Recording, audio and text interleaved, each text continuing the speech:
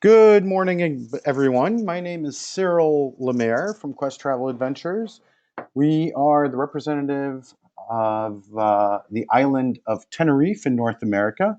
And today we're going to be holding this special webinar going on to talk a little bit about the island, what there is to do on the island. And we have a special guest host, Mr. Agustin Ruiz, who is the Director of Sales at the La Laguna Gran Hotel. Agustin, are you there? Welcome. I am here.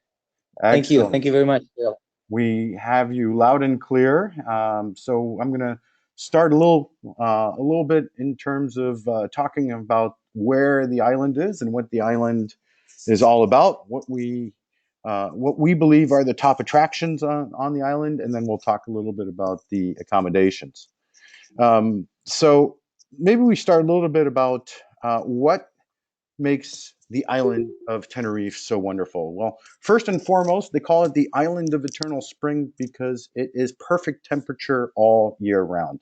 From January through December, it is between 72 and 76 degrees year round. So it is a very mild and warm temperature. It is located in the Atlantic Islands of the Canary Islands, which is part of Spain. So it is part of the Euro. It's a very safe destination. It is the number one destination for the Europeans. The island that has a population of just about 1 million people gets 6 million travelers a year from travelers from across the world, mainly from the UK, which is the number one tourist destination into the island, followed by mainland Spain, France, Germany, and other European countries. But there are very, very few people from North America that go there, and we believe it is a hidden gem awaiting the US and North American market. The island is the largest of the seven Canary Islands. It is located southwest of Spain. It is one of the Spanish territories. It is what many consider the best of the seven Canary Islands because it has the character of a little bit of all the other six islands.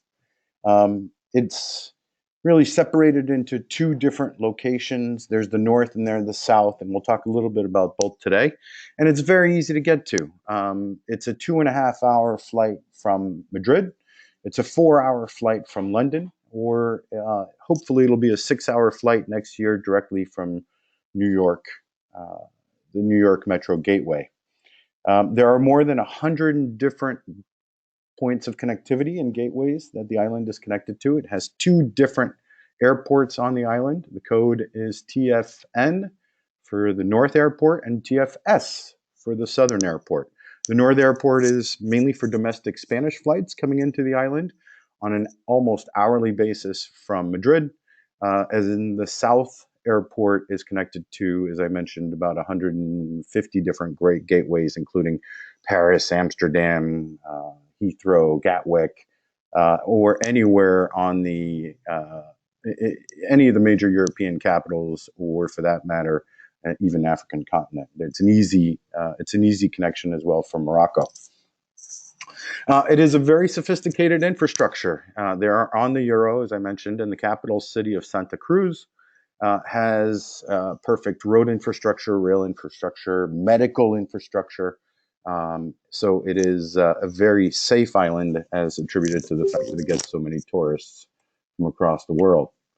Now, what there is to do on the island, if you can imagine a destination that combines the best of the volcanic island and resorts of, for example, Maui, combined with the food, wine, Spanish colonial architecture, and port-like feel of Barcelona, mixed in with the nature reserves, the black and white sand beaches of Costa Rica. Well, that's the island of Tenerife in one nutshell, and it's about 2 hours to go from one top point of the island all the way around. If you go on the highway, you can get from the north to the south in about 45 minutes, so it's very accessible. As I mentioned, you have these beautiful beaches. Now, something to remind yourselves and your clients is that it is the Atlantic, so it is not the Caribbean. It is a great alternative to the Caribbean, but the water is in the low 70s or so. or in the low 20 Celsius area.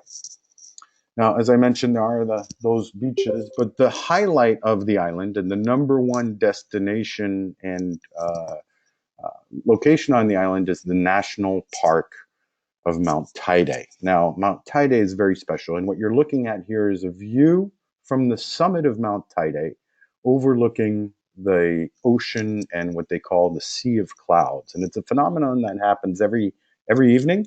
Mount Teide is a special place because it is the third largest volcano in the world. It is the tallest mountain in Spain with a summit of just over 12,800 feet. It is the number one visited national park in Spain. And the reason it is such a phenomenal attraction is because there are more than 800 different unique species of fauna and flora in the park. And these are some of the examples of some of the flowers that you can see that bloom in red and blue and in white as well. And what you're looking at is the caldera. And all the way on the right-hand side here is the summit of Mount Teide, and it's a very accessible national park. You can drive in. It's about a 2-hour tour to go, 2 to 3 hour tour to go into the park. You get to about 9,000 feet, and you can take a cable car that will bring you to the summit of Mount Teide, all the way here, where you have these spectacular views of the island, of the other islands, and also views of that magnificent sunset. Now, the island is also, because of its peak at Mount Teide, it's one of the top stargazing destinations in the world behind Peru. And as you can see, these are real life pictures of what you can see at the top of Mount Teide at night. It is a phenomenal place for stargazing. You can see constellations, you can see stars, and again, this is not photoshopped, so it just gives you a sense for how wonderful those views are. Now, the island is a great destination for families. It's again the number one destination in Europe, and the reason is because you have two of the top worldwide attractions there. You have CM Park, which is considered to be the number one water park in the world, as rated by TripAdvisor for the last 3 years. And it also has the number one zoo in the world, ahead of the San Diego Zoo, called Loro Park. And what's specific about Loro Park is they have one of the best collections of blue parrots and other birds in the world. The island is phenomenal for birding and bird watchers, but in particular these species that they've collected and amassed in Loro Park is phenomenal. And it's in an environment that is really unique because it's a whole dome, and you walk in and all these birds are flying all around you, and you can interact with them, and that's quite special. The other thing that there is to do on the island is dolphin watching and whale watching. And they have a very deep water right off the coast. So these are not migratory. They're there year round. You can see them 5 minutes, 10 minutes off the coast. So you don't need to take a boat, an hour or two off. They're really right there. As you can see, you have the neighboring island of La Gomera in the background here, which is a great day trip as well. And it's also considered to be the adventure sports mecca of Europe. Pretty much anything you'd want to do, you can do there. You can do paragliding, which is a really special and unique experience that you can do here, like what you see here. There is diving. There is the largest lava tube in Europe. There is great cycling. This is one of the locations, because of the altitude as well, where a lot of the cyclists and professional cyclers train prior to the Tour de France. And there are this area in the southern part of the island, which are called Los Gigantes. And Los Gigantes are cliffs, these 3,000 foot high vertical cliffs of lava. And they go on for about 6 kilometers, I believe. And you can visit them by boat, you can visit them by kayak, you can visit them by paddle boat. And it's quite special because all throughout these cliffs are osprey and eagles that you can observe fishing. In addition, in the northern part of the island is another national park called Taganana National Park. Now, this is located not too far from the city of La Laguna, which we'll be talking about in a second. And this is special because this is, again, not photoshopped. It's a prehistoric rhododendron and fern forest.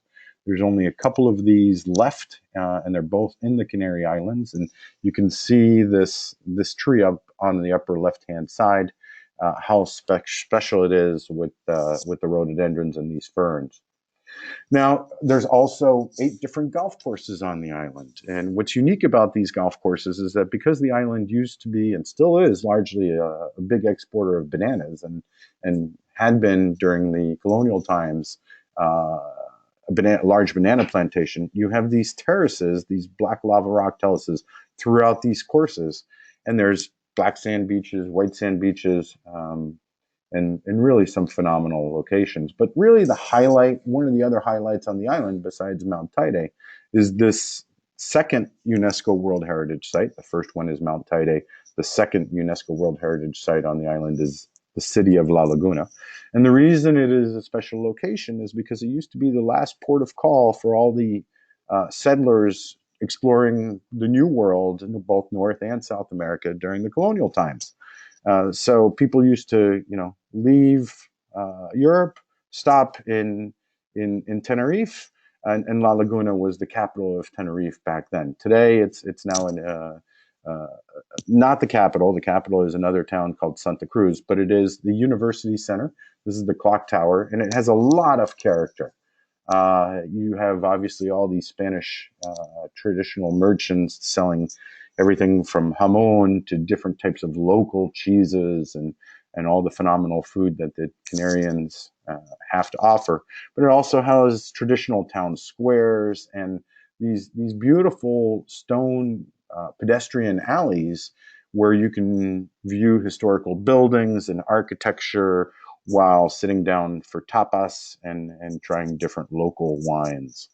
And as you can see, the Canarian architecture is quite unique. It's very colorful, very vibrant, and really a spectacular example of Spanish colonial and Canarian architecture. Now, the other thing that's little known about the island is that it's also home to the second largest carnival in the world every February. And this is the lucky Carnival Queen who gets nominated as the Carnival Queen at the end of the festival. But there are other festivals throughout the year, including these called Romerias. And there are these every Saturday. The local villages throughout the island compete and for different sand art murals that are made by local artists that use the sand from the volcano to create these massive murals. But the locals also get dressed in traditional Canarian dress, sing local Canarian songs, and that's every Saturday from usually early June through late September, mid-September. Now, if you're like me and you're a foodie, well, look no further. The island has great food because of its because it used to be the port of call when people used to go and the settlers used to go over to the New World. There's a lot of the South American and Peruvian food flavors that have made their way into the cuisine. So it's a little bit of a hybrid between the southern Spanish tapas combined with some Peruvian flavors, and the cheeses are quite unique. The honeys are really spectacular, and I just had some this morning, as a matter of fact, that I brought back. And the reason the honeys are unique is because of those local flowers, the 800 species of local fauna.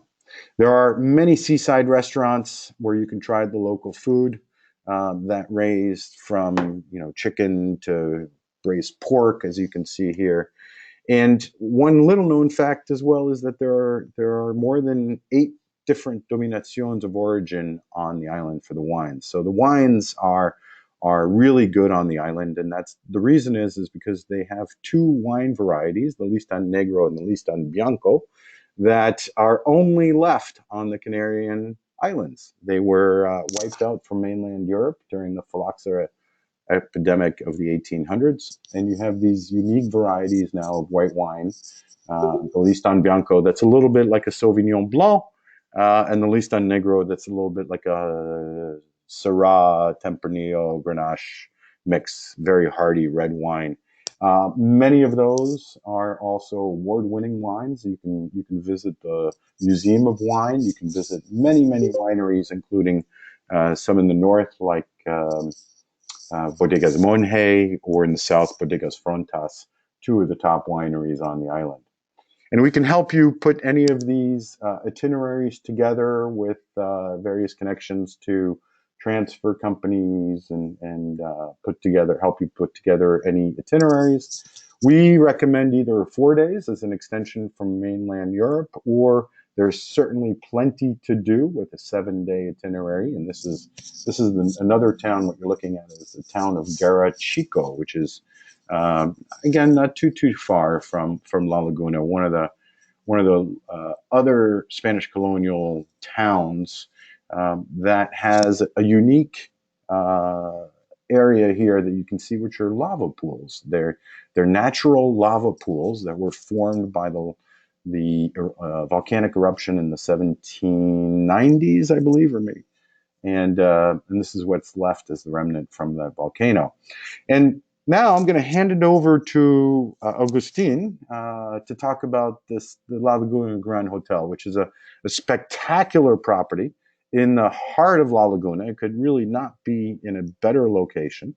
It is central, and it is also quite historical. So, Augustine, I'm going to turn it over to you. Okay, thank you very much, Cyril.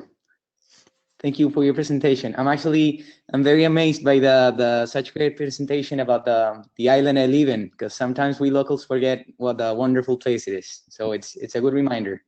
Great. Okay, yeah. Welcome. This is actually the main entrance of the hotel. So I'm welcoming you to La Laguna Gran Hotel. We opened not even 2 years ago, so it's a pretty new hotel, and that's mainly the reason. The reason for this is because it's a family-owned hotel, and we actually live in La Laguna, and we're actually in love with the city. So instead of as Cyril said, Tenerife is full of hotels in many places, or many other places of the island. And we thought that La Laguna it's kind of a hidden gem within Tenerife, and we'd like to let people know about it. The city, as Cyril said, it's a UNESCO World Heritage declared. It's in 1999, and the location of the city is actually very important in the island, because it's in the center of Tenerife. So as we like to say, it's a very good point to get to the other places of the island, because a part of the historical city that you can go to Taganana, as Cyril said, which is the forest, very unique in Tenerife. But you can also go to the north or the south of the island, very close. It's very close because you have a highway, and 45 minutes in each of the ways will get you to either Loro Parque and Siam Park in any other directions very easily. The history of the hotel, or actually the building, because as I said, the hotel is very new, not even 2 years old, but the building that it's built in, it's from 1776. So it's four centuries of history that has been through the hotel, and we try to not to let it see that, to let clients see that there's history in the building. So the main entrance is located in that 1776 year-old building, which was first the latest was a tobacco factory. So we even have a kind of a small museum of the tobacco factory that was located in the building, and that actually exported tobacco from the Canary Islands to the United States. So it was a very big factory that ended up 2 years ago turning into a hotel. The other part of the hotel is the one that hosts the rooms, or most of the rooms, because we have 123, and only 14 of them are located in the old building. All the others are located in the new building, which makes it much easier to accommodate and to have the best technologies or accommodations possible for a 21st century hotel. I'll go through very quickly on our categories of rooms. Firstly, we have the deluxe room, which is we have 91 of them. Is the standard, the main room we have. It's in proportions. It's 26 square meters. We say this because in Spain we have the stars that are given to a hotel. We are a 4-star hotel, but it's kind of a choice, because we could have been a 5-star, but of choice, because we know that sometimes a client would rather stay on a 4-star because of some restrictions of pharmaceuticals or politicians or stuff. But we try and we do give a service of a 5-star as best as we can. As you can see in the text, we in every room we have the smart TVs, we have a minibar, we have every room has a bathtub. Of course, Wi-Fi, safety, and anything that a 4-star hotel or even a 5-star would need.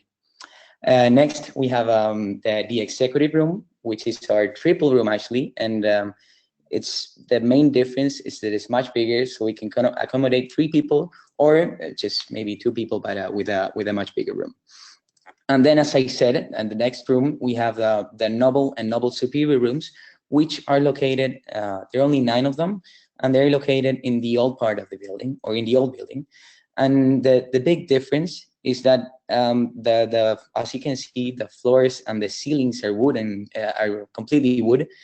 We cannot, and we do not want to touch these rooms, as we cannot modify them, because they are, as I said, part of the historical World Heritage declared by the UNESCO. So not much we can do about them, but as you can see, not much we do need to do about them, because they're pretty great. Beautiful. And next next we have the suites, which we have 6 of them, and the same thing. They are all located on the old part of the building, and of course, we have several. Since it was an old building and not built, the suites, they're all different dimensions, even different decorations. We brought different decorators from Spain to decorate each one of the suites. So we find them pretty much, all of them are special. Okay, and we also, we focus a lot on food and beverage, La Laguna, because we know that Spanish culture almost needs to be focused on that. So our breakfast is almost all of their products are all of our products are local. So we, as you can see in that picture on your left, that desserts and stuff, we make them ourselves. We have some cheeses that are from Canary Islands. We're not only Spanish products, but mainly Canarian products, which is a very specific kind of breakfast.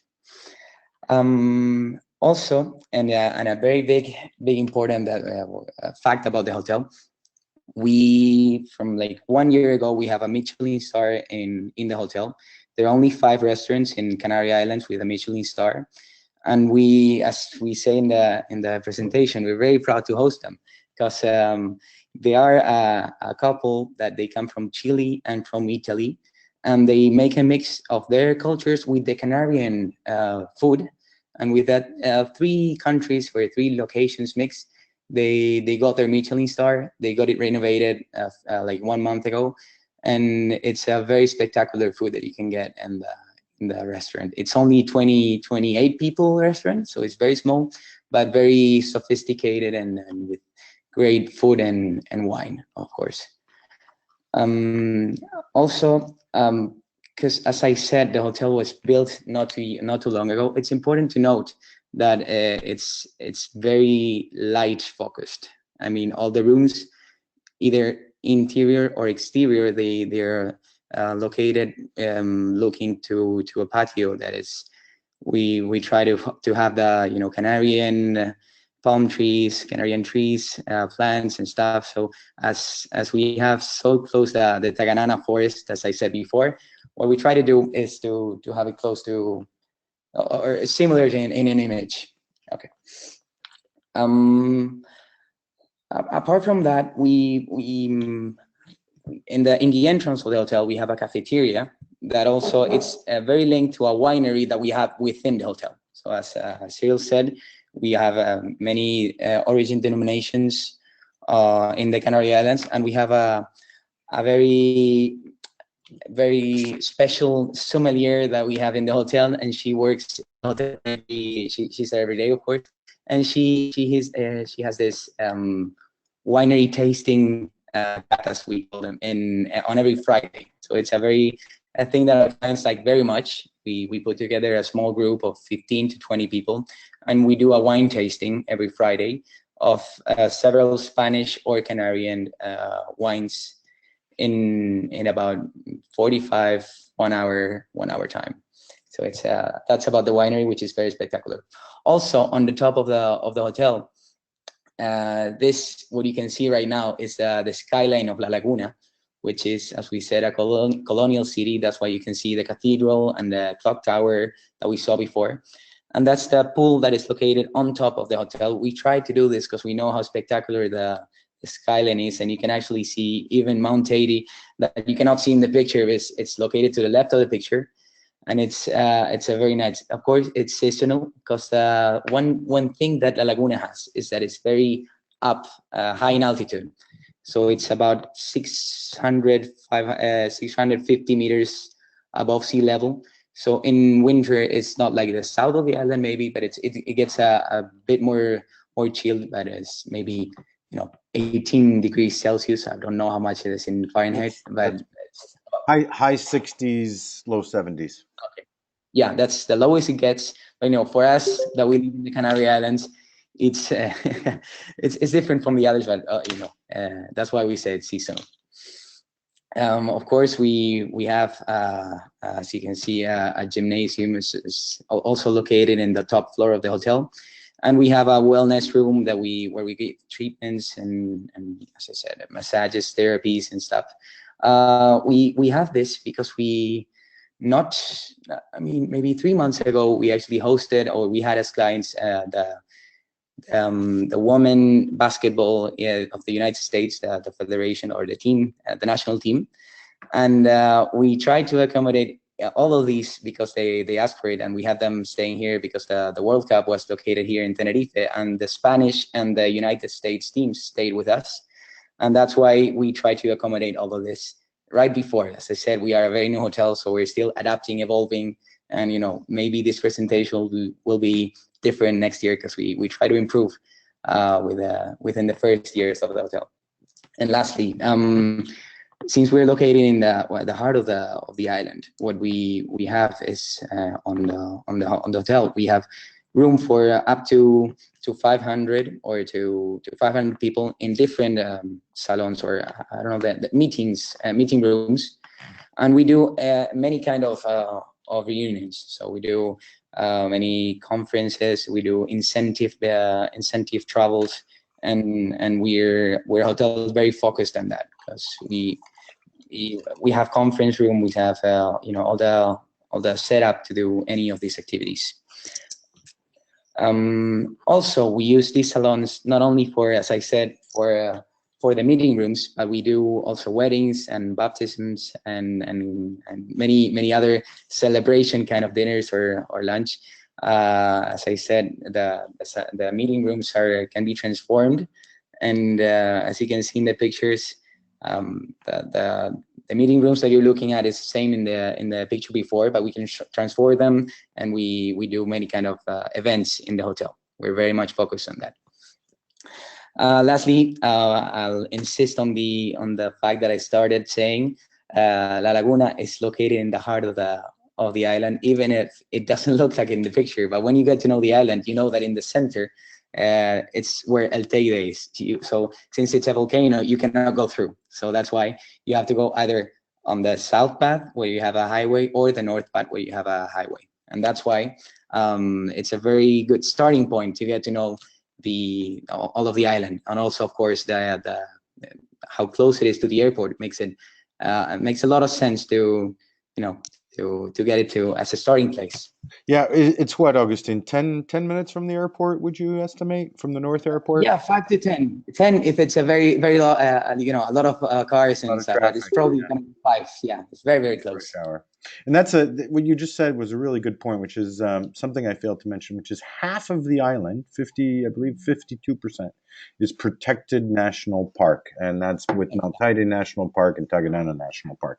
So it really is a great location for anyone who's interested in exploring nature, while at the same time, really getting immersed in Canarian history and Canarian culture and Canarian architecture, which is really very unique and very different than anything I've seen in mainland Spain. People are extremely, extremely friendly, very warm, very receptive. And the other thing that's actually really nice, particularly for the American market, is that because it gets so many travelers from the UK, about 1 million of the 6 million a year, pretty much everybody on the island speaks English or can help you if you have any issues with being able to speak Spanish. They're very accommodating. They pretty much anywhere on the island. Um,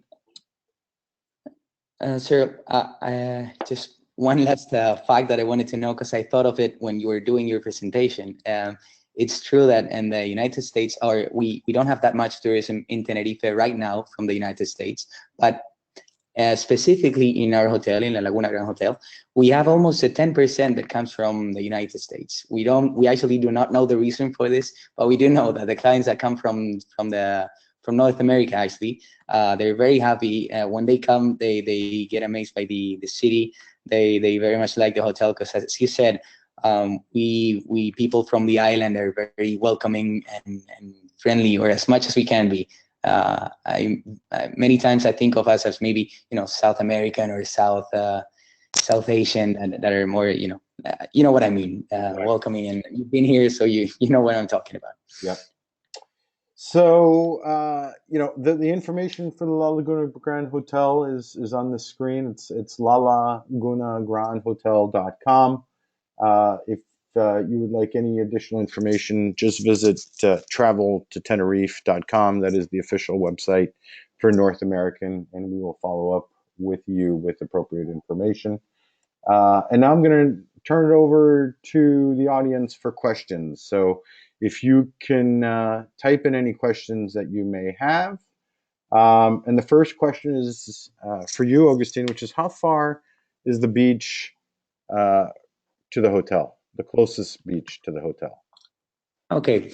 The closest beach might be about 15 minutes away by car. Is it Puerto de la Cruz? But it's not Puerto La Cruz. It's Baja Mar.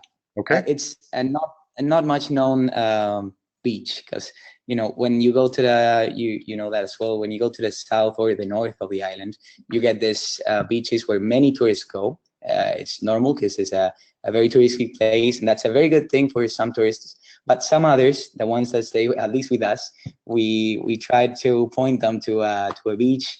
It's a black sand beach, and it's not only the beach, but there's a natural swimming pool right next to it. And when we tell them to go there, they're like, "Oh, but I haven't seen that in any of the guides or anywhere else." But we insist on that because they very much like it. It's a very local place. It's called Baja Mar or La Punta. It's two different places. I'll type it in the chat if you. Yes, if you could. And just to be clear, there are many, many, many beaches on the island. There's really not one beach per se, because it's a volcanic island. There's a lot of coves. Most of the beaches in the north are the black sand, a little bit more volcanic, a little bit larger pebbles. It's not rocks, but it's certainly coarser sand. Whereas in the south, you do get a combination of the black and the white sand, finer beaches, which are pretty nice. Other question that came in: what is considered to be the high season and the low season for the Canary Islands? Do you want to answer that one, Augustine? Yeah, of course. In the Canary Islands, or at least for our hotel exactly specifically, the summer is probably what we call the low season. Between the months of May and August, it's our low season because we work very much with business travelers, and many of our clients come from Madrid or the other islands. And and from May to August is the low season. I would say in the whole of Tenerife, it's a very similar situation because the northern countries when it's winter in the whole of Europe, they come here to Tenerife because they know that as Cyril said, it's full-time spring. So when it's very cold, below 0 degrees Celsius in Europe, you get 25 here in Tenerife. So it's a very nice place to be during winter. The other thing that I'd mention for the group is that it's very similar to in terms of the school vacation schedules. So when during the Christmas and New Year's holiday season, that's a high season. During the Carnival, that's high season. And then April break is also a pretty peak season that if you can, try to avoid those times. How easy is it to get around the island with a car, and is a car necessary? So I would say that it's very easy to get around the island. The highway infrastructure is very well marked. It's very well lit. It's, as I mentioned, it takes about 50 minutes to go from one end of the highway all the way to almost the southernmost part. The highway doesn't go completely around the island, but it goes approximately 80% around the island. Um, and although a car is not necessary, it's certainly the type of destination that a car for a day, a couple days, is certainly useful because it is so safe as an island. We encourage travelers to explore the north, to explore the south, because you can get to and from pretty much anywhere in about half an hour. Maybe a little bit more if you're really trying to go from the northernmost part of the island to the southernmost part of the island. But it's very accessible, easy to get around. Parking is very inexpensive, if not even free in some locations. So we really recommend it. Um, if you are more of the tour-oriented person, we can also help you arrange for transfers. And what's nice about the island is that it has a lower tax rate than the rest of Spain. It's at the rest of Spain, Augustine, is what, 19%, whereas the island is 7%. Is that correct? 21 in Spain right now. Okay. They higher and 7. Yeah, exactly. 7 on the island. So it is certainly a more affordable place to go. It is certainly not a cheap destination like some locations in the Caribbean or Mexico, but it is certainly much more affordable than many other warm weather destinations that your clients may be going to. Another question: is there a rainy season, Augustine? I would say no, definitely no.